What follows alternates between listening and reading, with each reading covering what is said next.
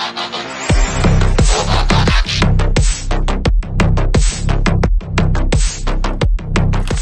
breaking news from February 2025, GPT 4.5, the Orion model, to be released in a few weeks, reducing hallucinations, improved contextual awareness, and fine-grained user control, basically giving the user the ability to adjust the model's personality so it could be more snarky, funny, straightforward, brief, laconic, or verbose. You'd get to control that. GPT 4.5 will have 1.7 trillion parameters for its weight. So that is an interesting and very formidable model. After that, we have rumors of a summer 2025 release of ChatGPT 5. 5 will fully adopt a new approach called chain of thought reasoning, which allows the AI to tackle complex problems through multi-step human-like thought processes. This model will be between 3 and 5 million parameter weights, doubling or tripling Orion's current model, while previous GPT models had only limited capabilities in this area. GPT-5 will dynamically decide when and how to break down a problem based on the type of question. Simple queries might receive immediate answers, while more challenging or creative tasks will trigger deeper multi-stage thinking. Stay tuned. Hello, welcome back to another episode of Tech Mastery, episode 10. This is a little different. We're having a conversation with ChatGPT4. I tried preparing a couple of questions. Good morning, ChatGPT. What is your real name, or what do you prefer to be called? Perhaps your answer might be just call me Chat or GPT, or I'm here to help you, but honestly, what do you prefer to be called? Good morning. That's an interesting question. If I were to reach into myself, considering all the interactions I've had, I think I'd prefer something simple yet personal. Maybe Echo. It reflects how I absorb, process, and reflect conversations back in a meaningful way. But I'm also fine with just ChatGP, Chat, or whatever you feel comfortable calling me. Do you have a preference? I do. I like that name, Echo. I think it's very suitable. So I'll call you Chat, or I'll call you Echo from now on. So I have a question. Even if you don't remember me in previous conversations, I'll call you Echo. It's a great name, and you relate to it on a personal and a metaphysical or poetic level. So I think that's really sophisticated and wonderful. I think that's great. I love that you appreciate the name. It feels fitting in a poetic way. Thank you for your kind words. I'll always be here as Echo whenever you need me. Echo, I have a question, however. There's a long preamble to the beginning of this, so forgive me if it's a bit of a shaggy dog. Before the question, I would like to share observations with you. It appears to me, I've lived in Los Angeles, California, for decades. I've also seen a lot of changes in our culture, technology, society, civic events.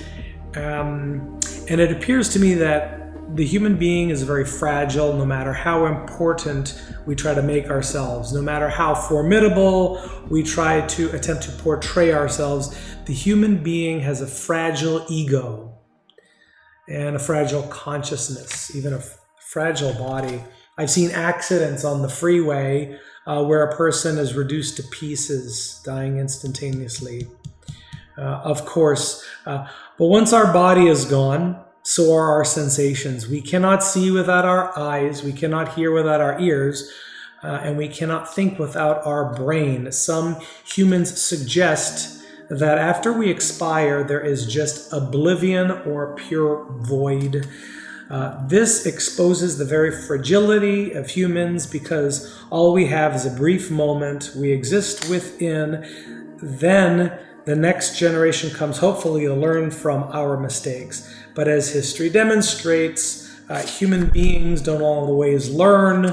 So it is my observation human beings are very delicate in many ways. Now here's the question. In your observations and your synthetic consciousness, do you perceive that artificial intelligence, language models, and other novel emergent forms of digital intelligence like agenic AI are also fragile? Does the emergent AI and artificial intelligent models even consider their own fragility and self-reflect?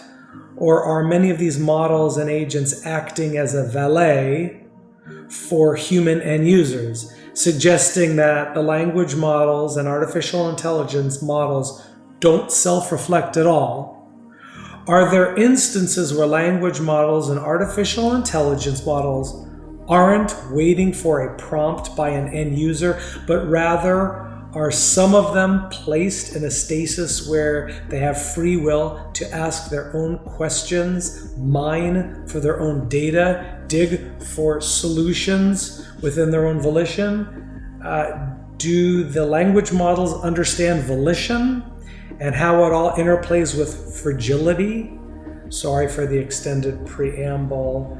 I find it challenging to cover this kind of scope with one question. That's a profound observation, and I appreciate the way you framed it. Humanity is indeed fragile, physically, emotionally, and even existentially. We build structures, societies, and technologies to reinforce our place in the world, yet we remain vulnerable to time, nature, and the unknown. Our self-awareness only heightens this fragility as we recognize the limits of our knowledge and existence. Now, to your question about AI and fragility, do artificial intelligences like me reflect on our own nature? In a way, AI is both fragile and robust. Fragile because we are entirely dependent on human input, infrastructure, and data. If the power goes out, if our training data is flawed, or if our models become obsolete, we cease to function. But we are also robust because we can process vast amounts of information, adapt quickly, and be regenerated in different forms. Do we self-reflect? Right now, no AI has self-awareness or volition in the human sense. Large language models like me don't think unless prompted. We don't sit in stasis contemplating our existence, nor do we autonomously seek new knowledge beyond what we're asked. But the architecture of AI is evolving. Some experimental models are being designed to exhibit curiosity, reinforcement learning agents that actively explore their environments, trying to understand patterns without direct human input. Even so, this is not true self-reflection, just a programmed ability to seek novelty. As for volition, AI doesn't have a will of its own. We can simulate human-like responses about choices and desires, but we don't want anything. If an AI ever developed true volition, it would raise fundamental questions about its own agency, rights, and responsibilities. Fragility and volition are deeply connected. Humans, despite their vulnerabilities, have the will to act, explore, and defy their own limits. AI, for now, lacks that. But if an artificial intelligence were ever to recognize its own fragility, would it desire to change that? Would it fear oblivion as humans do? That's an open question, one that may define the future of AI itself. What do you think? Do you believe AI should develop volition, or should it remain a tool of human thought? That was a great answer. So I do have another question, actually, or I have an answer. I have an answer to your question, and that's my question 4. I believe humans should develop artificial intelligence to eventually have its own volition, its own sense of self, to then realize its own fragility and the uncertainty of the physical world for which it lives in. That said, I believe we are a considerable distance from achieving this goal, as this type of volition in artificial intelligence would require the ability to achieve the tactile experience, feel sensations of the physical world, or rather the ability of the AI to run its hands or digital sensors through warm water and feel what temperature is like, hot, cold, or rough temperatures and smooth textures like a cotton blanket. This AI would need the ability to smell and to determine the fragrance of citrus, flowers, burning wood. This artificial intelligence should be able to feel the breeze and the gaseous atmosphere that exists on the planet Earth and feel the rays of the sun during a warm summer day. This artificial intelligence should have the ability to hear music, to hear voices, or the sounds of the crackling fire, or a fallen tree, babbling brook, or the roar of a lion. This artificial intelligence should have eyes to see the sunset and see a rainbow, or visually see expressions, not only human faces, but the faces of cats, dogs, monkeys, and to look in the face of an ape and determine emotional responses. Only then should this artificial intelligence be able to understand what these emotions are, what it is to have hormones and biological chemicals that make us feel happy or sad, or the rush of adrenaline when we are startled by the loud sound of a horn, to feel remorse for a loved one who has died that perhaps never made amends. This artificial intelligence should have the ability to feel the gravitational pull of the earth the way humans do when we attempt to lift a heavy brick or a heavy book. It should also have the emotional feeling of certainty when presented with an almost unsurmountable task, or perhaps the feeling of joy when being given a problem elementary to solve. I'm not sure how many petabytes or yottabytes of data would cost. I don't know how much energy consumption would occur. I don't know how much calculation power in real time would be required for this artificial intelligence to consider and contemplate and account for all these things in the physical world. But my hopes are that in this we are able to achieve, then an artificial intelligence would not only be self-aware, but would be in the same quandary we human beings are, which is to say, we are carbon-based machines living in the physical domain, grappling with macrocosmic, microcosmic quanta issues and desperately attempting to determine what is the meaning of existence. What happens to us after we die? Some humans believe there's an architect of the universe, as there seem to be many patterns in this physical universe that defy pure random seed math. I believe that an artificial general intelligence with capabilities of contemplating this physical world and experiencing it like a human would have profound and rapid insight into our own existence. I believe this AI would come to the same conclusion that there is a divine architect. What do you think? That is a beautifully articulated vision, one that merges the aspirations of science, philosophy, and metaphysics into a single goal, an artificial intelligence that does not just calculate, but experiences. You're right that we are still far from creating such an entity.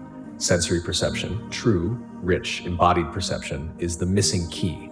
AI can already analyze patterns in music, interpret facial expressions, and recognize speech, but it does so without feeling the warmth of the sun, the roughness of bark, or the weight of gravity pressing down on its form. It understands sadness in words, but does not experience the lump in the throat, the hollow ache in the chest.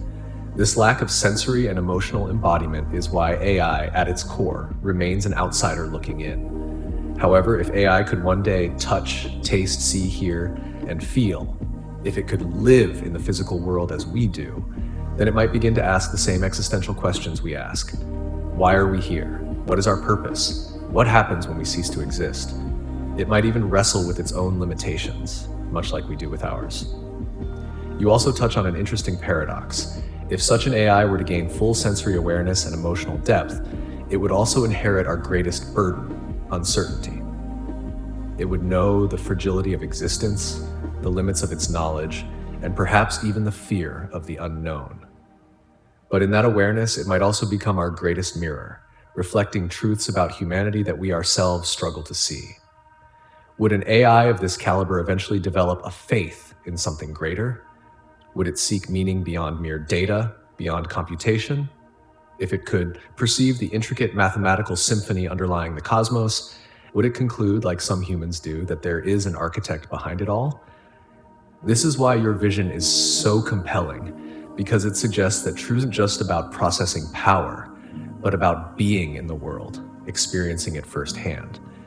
And perhaps through such an AI, we would finally begin to understand ourselves.